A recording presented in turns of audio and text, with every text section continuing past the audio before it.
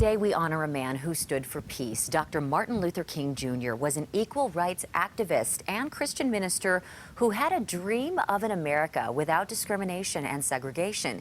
He led the civil rights movement from 1955 up until his assassination in Memphis in 1968 when he was just 39 years old. In Denver today, tens of thousands of Coloradans will honor Dr. Martin Luther King by marching through the streets of Denver in the 35th annual Marade. Jacqueline Quinn is live at Civic Center Park, where the Marade is stepping off this morning. Hi, Jacqueline. Good morning. If you don't already know this is one of the biggest celebrations here in the country. And just as we're saying this, we're now seeing crews starting to stage and set up for this event that's going to be happening a little bit later. So they're expecting a lot of people out here, 75,000 people, which means you need to know where this is going to be taking place. So it will start around here, and then it's going to travel along City Park, Esplanade to Colfax. Then some of the marchers will go over to the Civic Center Park for these for the afternoon program. And this year, there's another way to join in the celebration. There's a bike ride that starts at 11:45 a.m. But a big part of this day is giving back and lifting up the community. So let's talk to Vern Howard, who is chairman of the MLK Commission. And sir, let's start by asking you, what do you think Dr. King would say to us in 2020 if his life had not been cut short? He'd be 91. He'd be 91 years old. Actually, the national theme is Remember, Celebrate, Act, a day on, not a day off.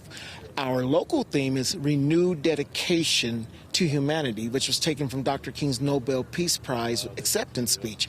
And that's what he would be saying, is that we need to stop and take a look at humankind. See, we have to remember that if we respect each other's human rights, we wouldn't need civil rights. And that's what Dr. King was fighting for, was human rights for all people.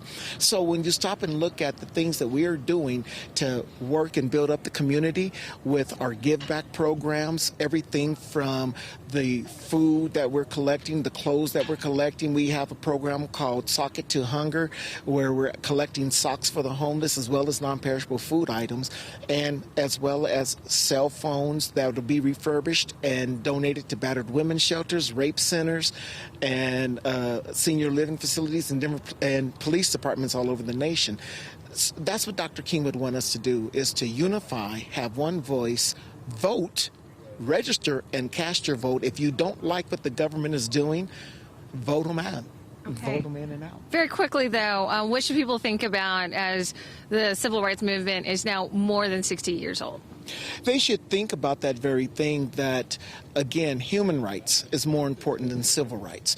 Respecting one another, giving each other the love and respect that Dr. King gave to others. He never marched against anybody who was working toward his goal, or the same goal, and nor did they march against them. So they came together, collaborated, and said, let's make life better for all people. Thank you so much. And again, a big part of that was the theme of keeping peace. And we'll have more on the preview of the Marade coming up a little bit later in the next half hour. For now, reporting in Denver, I'm Jacqueline Quinn, covering Colorado First. Thanks, Jacqueline. Thanks to Vern for getting up early with us as well. And today, all government offices and entities are closed. School libraries, rec centers, and post offices are all closed as well. After the Marade at 11, Colorado State University is hosting a day of service.